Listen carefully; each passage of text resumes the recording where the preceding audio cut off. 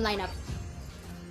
The first pick gambit is something of, how do we say, it's an all win. Like, it's very hard. Like, para matalo mo ang isang Brody these days, either you get a Natalia or galingan mo lang. That's how I see it. So I'm favoring Bren Epro this time. Alright, and I will agree with you with that because Brody is found out from both sides of our team. And speaking of the FLAPTZY is very picked up by two of the members of the LP on the top side dito, napakaaga, but this is enough to give some space for Aztec and ARVS to get this tower push. Meanwhile, dito sa ating mid, that was, if I'm not mistaken, a 3 man there before them going back into their respective lanes. But look at this RYOTA trying to really pin down KARLTZY right here, and with that short slow break of health was able to get away. But you know what, Thomas is going to take him down for the kill. Di ba tapos sa LPE dito? FLAPTZY with a low half health onto the side, not hesitating to go for the tower dive for BEEMO and Aztec right here, and they will be taking the Chang'o down. My question is, nagtataka ako, bakit nakarating ng ganun kalaban ni Pro without KARLTZY, right? I mean, if you're gonna go dive deep like that, if you're gonna be in the lead, why would you not keep your core? And now I think they have gone ahead, maybe about 2,000 goals, KARLTZY. What else could go wrong? Indeed, and we did mention nga dito na if the purple buff escalate, it's gonna be good for Bren Epro, but the fact that LP is just denying this fact, having this early invade potential here, and take note, KARLTZY is already 0-2, so this gives some space for LPE to really further up the gap in terms of economy, at dinideny talaga nila tong purple buff take against the lane. Yep, and that's the key, ladies and gentlemen, that's the key. But if there's anything that Bren Epro could hold on to, is this side lane, RIBO against JAKETHEDOG on the Esmeralda. Good pick on the emblem, no? This is high and dry.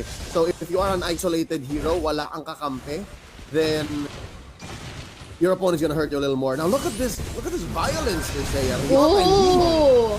Look at how they rotate right here, Leo, and really taking down the link off the board, goes onto top and takes one for themselves. And Bren Epro here attempted to do that against Esmeralda, but unfortunately, he was able to go back to safety. And with this, having 4 people doon sa baba leaves space for the top side na LP to actually take it down. And this is just 2 minutes na ating laro. So in terms of map control, I think LP has this around for themselves. So RIBO a bit of overcommitment right there and will be taken down by the Forza once more. Yep, so this is what I was saying, no? Isa sa mga sagot sa isang Brody ay galingan nyo na lang. Be aggressive across the board. Be aggressive towards the lane of said Brody and just pressure them. Walang pake yung mga team natin ngayon sa outer energy shield, outer turret energy shields. Yes. It's a combination of one of those words. Anyways, it's 3 minutes in, butas na yung top, and then 3 minutes in for even Bren Epro. They are losing this, by the way, early game. What is that? 4K gold lead for Eagles? Pero muntik na lang kunin yung bottom lane. Ganun ka-agresibo ang dalawang team na to, and that's how big these rotations are. And speaking of aggressive, look at this BEEMO not really hesitating to really harass EJ there dun sa ating middle side. Kahit siya ang may, kahit na-defeat na yung health niya dito. So again, KARLTZY will be opting for the issue. Take note, BEEMO is in the vicinity as well. Tempest Bait will be forced to use to actually save him for this fight. And again, with the help of FLAPTZY being in the area as well, it's going to deny BEEMO from actually taking down the KARLTZY. Uses his sandstorms right here to actually get further some distance. Pero napakakunat nito ni BEEMO with his lifesteal coming in play. So this forces them to readjust with the targets that they have right now onto the middle side. And probably will be taking down the Esmeralda with on the flank.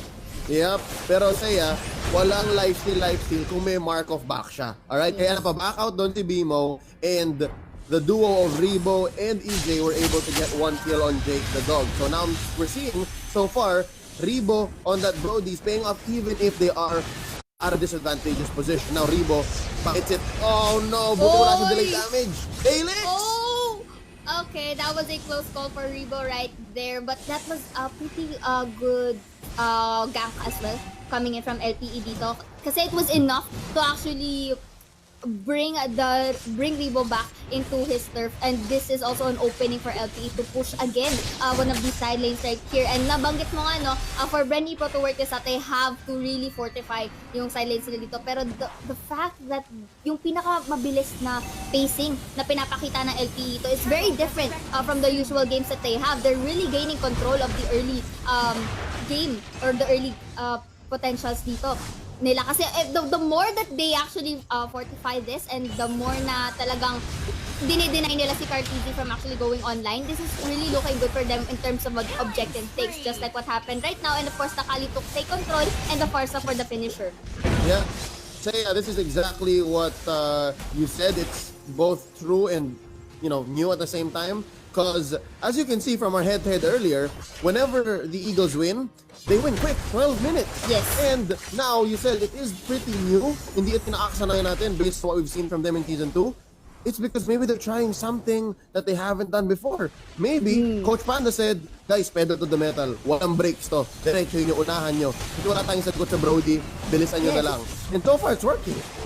They're not giving that sort of reason for Bren Epro to actually escalate all throughout and gaining at least a bit of control for the economy. Kung titignan mo dito, they already again denied EJ for playing off the board dito. And this leaves Aspect and Dagan to really enter kahit anong fights dito with no hesitations, kahit nasa Torre man yan. Kasi look at the gap that they're already inflicting against Bren Epro here. So this really forces them to be in a reactive state. I love it. Tank Khalid. Whenever it works, it works. Yes. They're gonna be pushing down bottom. Items already unlocked. JAKETHEDOG, siya ang magsisilbing medyo mas tangke. Already has the talisman and then picks up brute force blast right after.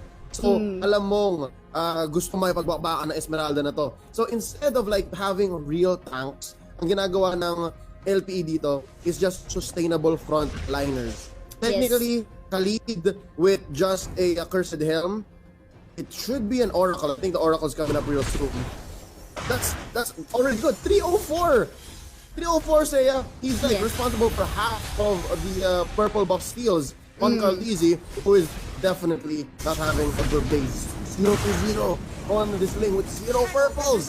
Yes, this is one of, I guess, the fast takes of LPE right here in terms of the early game fights. And I like it how you said that they're really sustaining it in terms of fights. Kasi nakikita natin ngayon, Yuzong here will try to go for the entry, but the Feather Airstrike is gonna pull through again with the Falling Star Moon as well. So taking a lot of shields in the process right here. RIBO forces to back away. But look at this, naipit nila si Baksha dito, and of course, Benedetto will be going for the kill. And this is just really a matter of patience coming in from LPE to go inside. Kasi kung nabutas nila ang top, also actually all of the lanes right here, ang natitira na lang na nasa labas is yung nasa middle side. So in terms of map control, LP has the upper hand. So again, this is going to be another skirmish fight coming in from the inside. Again, no hesitations from the tower dives right here. And this is not all. Look at this ult coming in. The lane will be taking one back, but it's going to be another trade for the Benedetta here, taking 2-1 in favor of LP. You mentioned the magic word, Seiya. You said patience. When you're in a position like this, 8 minutes, 30 seconds in, lamang ka ng almost 7, 8K, iniisip mo, wala na, panalo na to. Pero just the same, if ever, more importantly now, dapat may disiplina pa rin. So far, I think that still is present here on the side of the Eagles. Although they did suffer a couple of deaths already, one on RYOTA recently. Ang dito, wag lang mamatay si Aspect at si ARVS. Protect ARVS, protect Aspect, because that's more of your additional and respectable damage, and ARVS is in trouble. That was a beautiful sandstorm and the Feathered Airstrike combo coming in from the Khalid and Farsa, really pinning down FLAPTZY in their long run. And nagkaroon naman sila na trade dito, taking down ARVS as well. But this, in terms of objective takes, is open for LPE to do. But RIBO and FEWW right here trying to at least shove away the minions dito sa ating kita para may konting control sila sa kanilang jungle side. The control that Eagles have here is impressive. They have choked out important parts of the map, and because of that, I think they've mentally conditioned KARLTZY to not even cross the first tier turret. Not even the river, the first tier turret, because someone might be, again, engaging from the side lanes. You have RYOTA with the jump from a bush. You have the rampaging Sandstorm, sobrang laki ng range. You have the falling Star Moon. So, binasic ni Coach Panda to. Again, on paper, it looks ridiculous, especially against a lineup that boasts Brody, the menace right now. But practice, again, gagawin nyo lang, it works. It's true, it really does. But you know, FLAPTZY has to really go back into his terrains right here. Pinapalibutan siya ng 4 na tao ng LPE dito. Will be knocked down right here. Yuzhong will be taking down the Farsa. No more feathered airstrike for them, and that is going to be a double kill coming in from the Yuzhong right here. This could be a potential comeback coming in from Bren Epro. Look at that life steal coming from FLAPTZY right here. Really pinning down JAKETHEDOG, and Aspect though tries to make things work by taking a double here, taking down RIBO and FLAPTZY onto their terrains. And so right now, FEWWW has really no choice but to try and shove away the 3 members of LPE who's already knocking on their doors dito sa kanilang base. Say, not just knocking at their doors, nakapasok na. Alright, binuksan yung front door. Ngayon may bintana pa. JAKETHEDOG gets one. KARLTZY bites it. Ladies and gentlemen, ask him the question, did it cost you to defend everything? And now, not even 12 minutes in, the Eagles are gonna take game 1. This is a very dominating fight coming in from